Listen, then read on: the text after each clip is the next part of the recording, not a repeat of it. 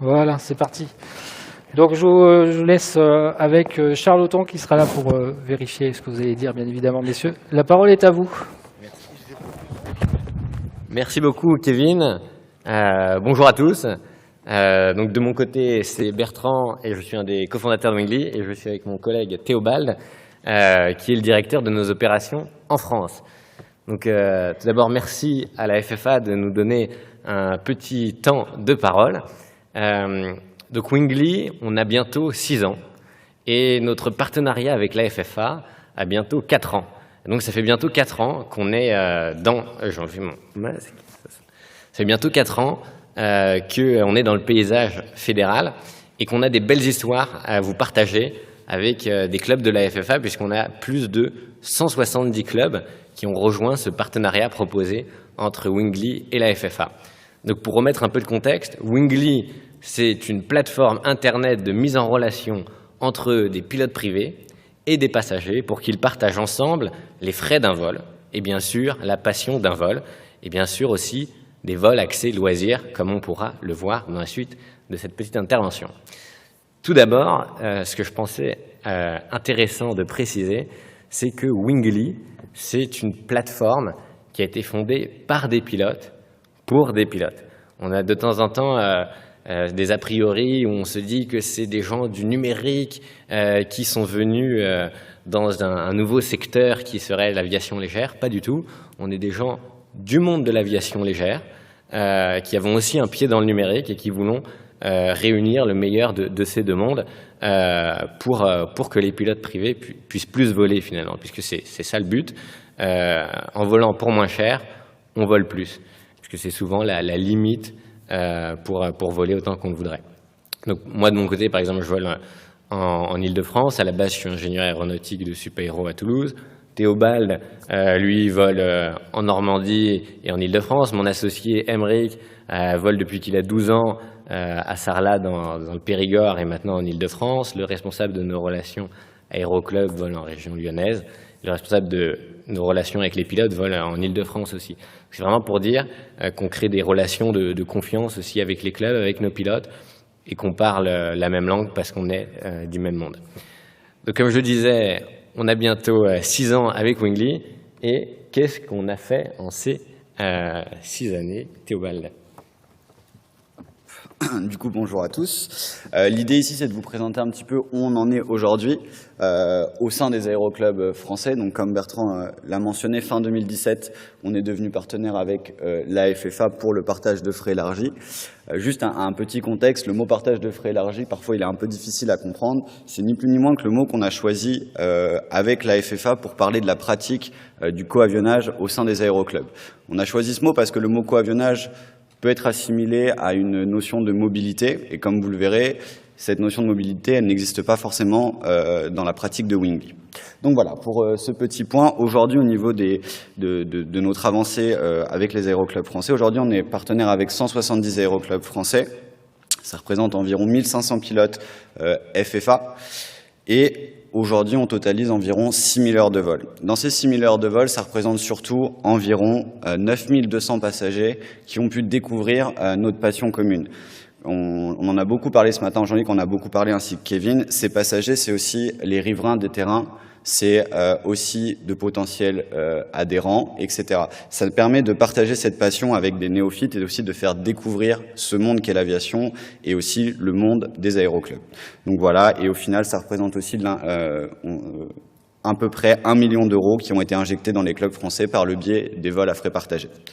Donc voilà, sur le paysage français. Ensuite, comme on n'est pas présent seulement en France, on est aussi présent sur 3 marchés historiques, donc la France, l'Allemagne et le Royaume-Uni. Donc aujourd'hui, ça fait une communauté de pilotes d'environ 20 000 pilotes pour environ 25 600 heures de vol effectuées pour 42 500 passagers. Et encore une fois, c'est 42 500 passagers qui ont pu découvrir ce monde de l'aviation légère. En Europe, ça va représenter environ 4 200 000 euros injectés dans notre passion à tous. Donc voilà un petit peu pour ce côté statistique. Ensuite, ce qui est intéressant, c'est de préciser quels types de vols sont réalisés sur Wingly. Et comme vous pouvez le voir dans ces statistiques, c'est finalement à peu près les vols qu'on fait tous en aéroclub. 96% de nos vols sont des vols en local, des balades aériennes. Et les 4% restants sont des excursions à la journée vers une destination sympathique, des vols qu'on adore faire de temps en temps, mais qui représentent une plus faible proportion que nos balades en local ou vols de maintien de compétences avec des instructeurs. Là, on mettait un exemple de vol pour aller survoler la Normandie, et on voit que le vol coûterait 165 € au pilote et qu'il va économiser 110 € sur ce vol. Donc ce qui est important, c'est de dire que c'est du partage de frais parce que le pilote continue bien sûr de contribuer au paiement du vol. C'est ce qu'on va voir aussi sur la slide suivante pour continuer de montrer cet intérêt économique qui permet aux pilotes de plus voler, c'est que des avions ont des coûts à l'heure de vol qui deviennent vraiment très intéressants puisqu'on vient diviser en moyenne par 3 le coût de l'heure de vol, puisqu'en moyenne, on va voir que nos vols ont lieu avec 2 passagers Wingly, donc en tout, le coût du vol est divisé par 3, et on vole voilà, à 50 € en DR400, PA28 ou autre Cessna. Un autre point qui est très important, ça va être nos engagements. Et les engagements de Wingly, un des premiers, merci Théo, un des premiers, ça va être la sensibilisation des pilotes à l'objectif destination. Donc, comme on a pu le voir sur le slide précédent, il n'y a pas vraiment de destination, puisque 96% de nos vols sont des balades en local, mais il y a toujours cette pression d'effectuer le vol le jour J à une date qu'on a convenue avec des passagers. Donc là-dessus, on explique bien aux pilotes que pour annuler un vol, il suffit d'appuyer sur un bouton, et ensuite c'est Wingly qui envoie le message aux passagers. On explique aux pilotes qu'on a 40% de nos vols qui sont annulés et qui n'ont pas lieu à la date initiale du vol. Et ça, on l'explique aussi aux passagers en amont. On leur dit, voilà, il y a une forte probabilité que votre vol n'ait pas lieu pour des conditions météo, ou ça peut être des raisons de maintenance de dernière minute, qui sont des réalités d'aéroclub. Donc là-dessus, on sensibilise beaucoup nos usagers. D'un autre côté, on va valider et vérifier les licences, le certificat médical du pilote, son identité. On a des équipes chez Wingly qui vont appeler chacun des pilotes qui s'inscrivent pour leur donner les bonnes pratiques, notamment les bonnes pratiques par rapport à l'objectif destination, la transparence et la confiance vis-à-vis donc un système de notation entre usagers, mais aussi cette sensibilisation. On parlait de la sensibilisation des pilotes, mais une des sensibilisations les plus importantes, c'est celle des passagers du grand public, qui finalement ne connaissent pas les particularités de l'aviation légère. Eux, ils pensent aéronautique, avion, et il faut leur expliquer qu'un DR400, c'est pas un Airbus, qu'un pilote PPL n'a pas eu la même formation qu'un pilote commercial, qu'on vole pas s'il fait pas beau. Et ça, c'est là-dessus qu'on a signé une charte sécuritaire avec l'EASA pour bien justement sensibiliser la communauté Wingly. Maintenant, Théobald, je te passe la parole pour expliquer notre partenariat avec la FFA. Hop. Donc, je vais juste recentrer. Donc ici, l'idée, comme on l'expliquait, Wingly, quand on veut fonctionner en France, on est obligé de prendre en compte les spécificités du paysage aéronautique français. Et le paysage aéronautique français, il est composé des aéroclubs, ce qui fait qu'on a voulu se rapprocher avec la FFA pour adapter la pratique de Wingly aux spécificités des structures associatives. Et donc, on a créé ce fameux partenariat. Donc, ce fameux partenariat, on l'a fait reposer sur 4 piliers. Donc, le premier pilier, c'est une identification des pilotes. C'est par ce moyen, en fait, qu'on donne la main aux aéroclubs, qu'on leur donne un certain contrôle sur l'utilisation de Wingly. Sans rentrer dans les détails techniques, aujourd'hui, il faut savoir que la plateforme Wingly, elle est connectée à la plateforme fédérale Smile, qui fait que le pilote ne peut pas utiliser la plateforme avec un avion de club sans une identification de la part du club, selon des critères que le club pourra définir. Je reviendrai un petit peu sur cette partie. Il y a aussi la mise en place d'une licence passager, c'est les fameuses licences plaisir de vol qui ont été évoquées ce matin. Et dans cette licence, il y a une assurance aussi également, mais cette licence permet qu'un vol Wingly, in fine, se déroule entre les membres d'une même fédération. Le troisième point, c'est un contrôle automatique du partage de frais et un cadre assurantiel défini. Le contrôle automatique, aujourd'hui, se fait à la fois par le numérique, mais aussi par l'humain. Il faut savoir qu'on a une équipe de pilotes dédiée. Aujourd'hui, on contrôle les flux financiers qui ont lieu entre le pilote et le passager, afin de rester dans le cadre légal du partage de frais. À titre d'exemple, si un DR400 est déclaré à 500 € de l'heure, il va y avoir un problème sur Wingly. Et le cadre assurantiel, aujourd'hui, quand on a créé Wingly, le but, c'était de venir créer une assurance sur mesure pour la pratique du partage de frais. Donc c'est une assurance sur mesure qu'on a mis en place avec notre partenaire Allianz. C'est ni plus ni moins qu'une RC additionnelle qui vient couvrir jusqu'à hauteur de 1 million d'euros. Et le quatrième point, encore une fois le fameux point de la sensibilisation, c'est une sensibilisation accrue à la fois auprès des pilotes. Il faut savoir qu'aujourd'hui, un pilote qui s'inscrit sur Wingly sera forcément appelé par les équipes de Wingly afin de l'accompagner dans son parcours de pilote, mais aussi une sensibilisation côté passager, comme Bertrand l'a mentionné, aux spécificités de l'aviation générale.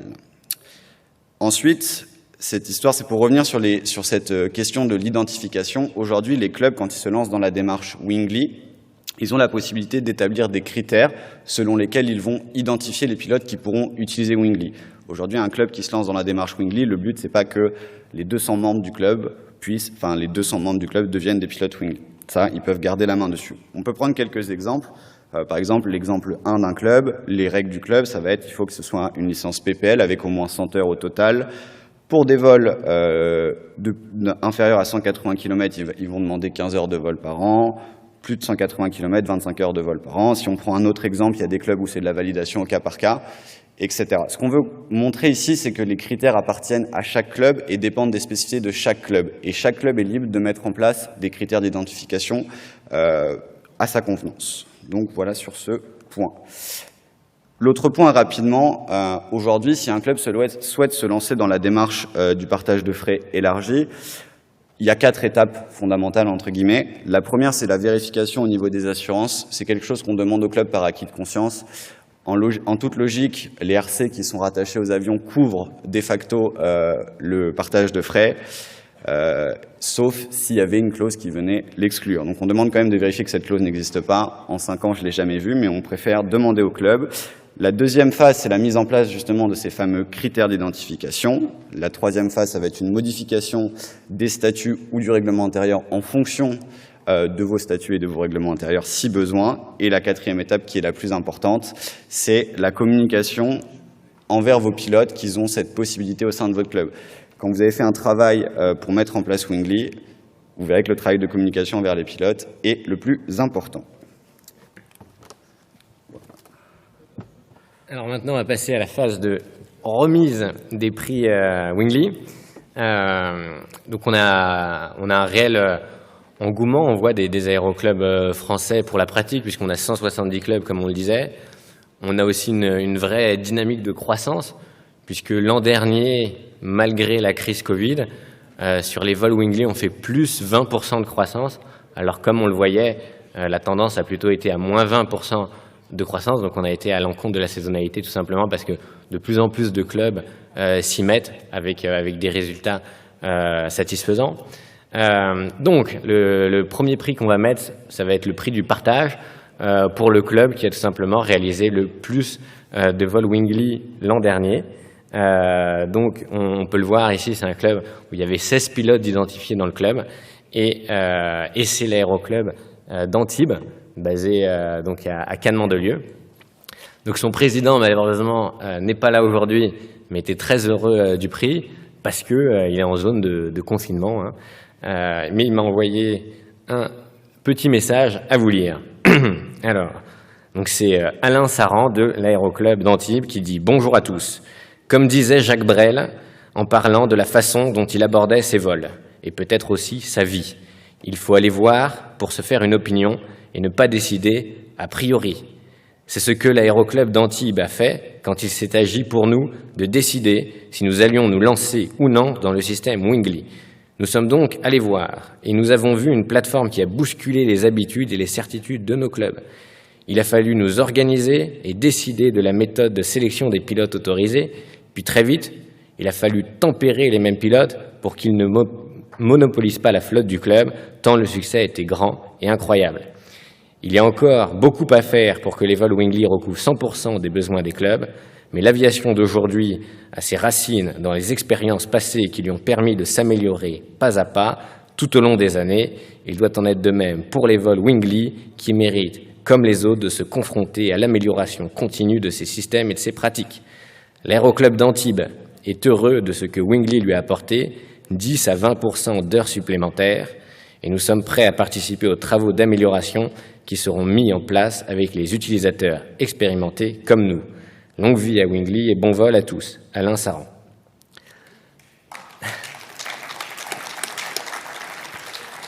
Donc, ce que souligne Alain aussi, c'est qu'on est une pratique naissante et qu'on évolue avec cette pratique. Donc, on n'est pas simplement une plateforme et ensuite on laisse tout le monde s'en occuper et on ne fait plus rien.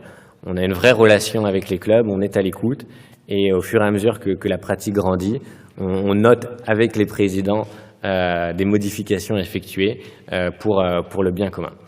Maintenant, on va mettre un deuxième prix que je vais laisser Théobald remettre. Alors, on a décidé aussi de remettre un deuxième prix qui sera le prix du pionnier.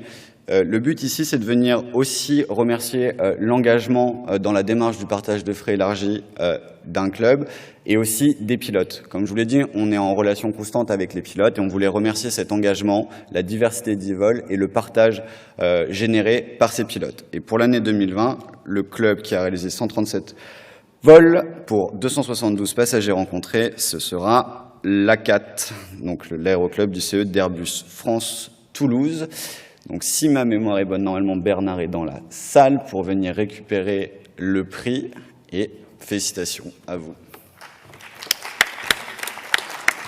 L'idée, c'est qu'on va donner la parole à Bernard pour un petit retour d'expérience. Les Rex, on aime beaucoup ça dans l'aviation. C'est toujours facile pour nous de parler de Wingli, mais je pense que les personnes les plus à même de parler de Wingli, c'est les présidents qui l'ont mis en place. Merci beaucoup. Merci. Merci à vous. Obligé. D'accord. Oui, merci à vous pour ce prix. Donc, j'ai été prévenu un petit peu, je me suis préparé un petit discours, j'espère que je ne serai pas trop long. Donc, ce prix du Pionnier 2020 nous honore. C'est un honneur qui est fait à notre aéroclub et à l'investissement qui a été fait. Mais avant toute chose, je voudrais remercier l'équipe Wingli, mais aussi l'équipe, la FFA, pour le partenariat qui a été lié et qui a été mis en place et qui a permis, bien entendu, de pouvoir faciliter ces vols. Bon, effectivement, vous l'avez dit, une solution gagnant-gagnant, une très belle concrétisation. Mais comme toute nouveauté, il a fallu convaincre les plus réticents. Là, je parle au sein des clubs, au sein des CA, parce que c'est vrai que ce n'est pas facile de trouver le juste équilibre. Et je trouve que la planche que vous avez présentée avec les 4 options, enfin, les 4 solutions qui ont été retenues, montre bien les diverses possibilités qui sont faites ou prises par les clubs. Voilà. Donc, trouver le juste équilibre afin de permettre au plus grand nombre de pilotes de pouvoir accéder à ces vols en partage de frais élargis. Desserrer les freins du changement d'un côté, responsabiliser les pilotes éligibles de l'autre. C'est une prise de risque. Nous avons réussi à mettre en place le PFE en 2018. Quelques pilotes au départ, qui ont été plus nombreux ensuite. Nos ambassadeurs, c'est ainsi que je les appelle, et c'est le contenu de mon message lorsque je les informe que je les ai validés sur Smile. J'accompagne toujours avec un petit message pour leur dire que maintenant, ils représentent aussi Wingli, mais ils représentent aussi l'image du club. À ce jour, c'est environ 10% de nos pilotes, alors je ne sais pas les chiffres, oui, c'est à peu près ça, ou un petit peu moins.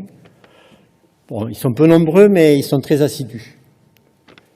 Donc c'est une belle réussite et de belles récompenses. Et comme l'a précisé par la voix de Bertrand tout à l'heure, le président d'Antibes, c'est aussi une injection, à peu près 200 heures de vol. Donc c'est vrai que ça a contribué à améliorer nos chiffres annuels. De belles récompenses, une belle réussite, des visages radieux, et puis certains, ou même très souvent beaucoup, des étoiles plein les yeux. Alors je me risquerai à une anecdote ou deux, si vous le permettez. Donc un jour, je me trouvais au club, et puis il y a un vieux monsieur, de 80 printemps, qui vient frapper à la porte, et qui venait pour faire un vol. avec un de nos pilotes. Ben, ce monsieur n'avait jamais pris l'avion et Wingli a été pour lui une occasion de pouvoir monter dans un avion. Et en fait, il n'a pas été déçu parce que le pilote l'a amené sur un survol des Pyrénées, donc nous c'est Toulouse-Lasborde, un survol des Pyrénées, et puis le tour du pic du Midi. Un événement pour lui, et c'est normal. Il était arrivé en costume, vraiment magnifique. Ouais. À son retour, ça a été un enchantement. Il était sur son nuage, un rêve d'enfant venait de se réaliser. Que d'émotions. Et c'est vrai que j'étais présent à l'arrivée et au départ aussi, ça a été un grand moment pour ce monsieur.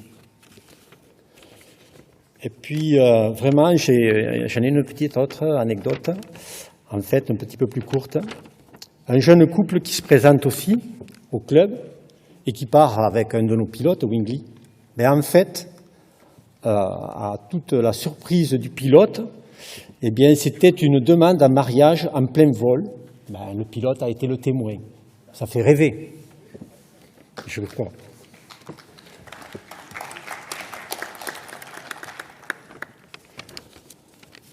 À nous, présidents, de savoir prendre ce risque, de libérer nos pilotes, de leur faire confiance. Leur envie de voler, d'avoir le plaisir de partager leur passion. C'est souvent les 3 P, comme je les appelle, sans oublier le S de sécurité des vols. Merci Wingli, merci la FFA.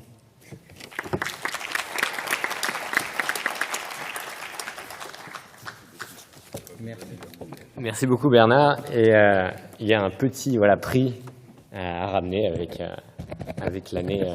Merci beaucoup. Donc pour conclure, merci à tous pour votre écoute. J'imagine que dans cette présentation, on a peut-être généré plus de questions que de réponses, et c'était aussi l'objectif. Nous, on est très disponible avec des documentations telles que l'éventail des différentes règles qui ont été mises en place dans les différents clubs. Là, on a mis 4 exemples, et Bernard mettait le point dessus. À chaque club coïncident des règles. Donc nous, on a autant de règles qu'on voit que de clubs partenaires. Donc n'hésitez pas à nous écrire à aeroclub@wingli.io, India Oscar à la fin, si vous avez des questions. Merci beaucoup pour votre attention et merci à la FFA. Merci beaucoup messieurs. Jean-Luc, un petit mot sur la partie English. Oui, boum, paf. Voilà, c'était la bombe atomique annoncée. Désolé pour les petits bugs là avec cette organisation en hybride. On a effectivement retardé un petit peu la sortie des votes. Merci beaucoup à Wingli. Ça fait partie des outils qui sont mis en place par la fédération et aux clubs de les utiliser ou de ne pas les utiliser. On voit que les clubs, j'ai bien aimé la présentation quand le club a dit il fallait essayer, on a essayé. Je crois que l'expérience montre, comme toujours, on raisonne par rapport à des choses qui ont existé dans le passé. Le propre même de créer, c'est de faire des choses nouvelles. Parmi tous les gens qui se sont lancés, la seule plateforme qui a été capable de discuter avec nous et d'accepter les conditions dans lesquelles on pouvait travailler avec eux, c'est Wingli, même si parfois il a fallu que vous compreniez un petit peu comment nous fonctionnions. Et je crois que c'est un succès. Si ma mémoire est bonne, c'est en France que vous faites le plus de vols par rapport aux autres pays européens où vous êtes implantés. Et ça traduit bien, de manière générale, le fait que nous sommes effectivement en Europe le pays de l'aviation. Et même quand quelque chose de nouveau comme ça se crée, eh bien c'est encore la France qui est aux premières loges. Même s'il faut bien le reconnaître, dans nos clubs, il y a eu une certaine, et il y a toujours une certaine appréhension à se lancer là-dedans. Et c'est pas moi qui vais vous dire il faut absolument le faire. Je vous dis simplement, il y a un outil qui est à votre disposition avec des gens sérieux qui l'organisent, qui acceptent les remontées et les retours que l'on peut faire, qui travaillent directement avec les clubs. Et le travail qu'on a fait avec eux, ça a été précisément d'être en situation de pouvoir offrir cet outil et que chaque club l'adapte. Les clubs ne mettent pas tous les mêmes règles de fonctionnement, les mêmes conditions d'exploitation, tout en restant bien évidemment dans la réglementation aéronautique. Donc merci à Wingli d'avoir été la plateforme avec qui on a pu travailler, parce que c'est avec eux que le dialogue a été possible, sachant qu'au tout début, il y avait quand même 5-6 plateformes qui existaient en France. Et c'est vrai aussi qu'en travaillant avec eux, c'est peut-être nous qui leur avons aussi permis d'être sans doute les numéros 1, indiscutablement, mais c'est vraiment un partenariat gagnant-gagnant, et gagnant-gagnant pour les clubs. Parce que comme ça a été dit, c'est un surplus d'heures de vol qui existe dans ces clubs-là. Voilà, merci beaucoup.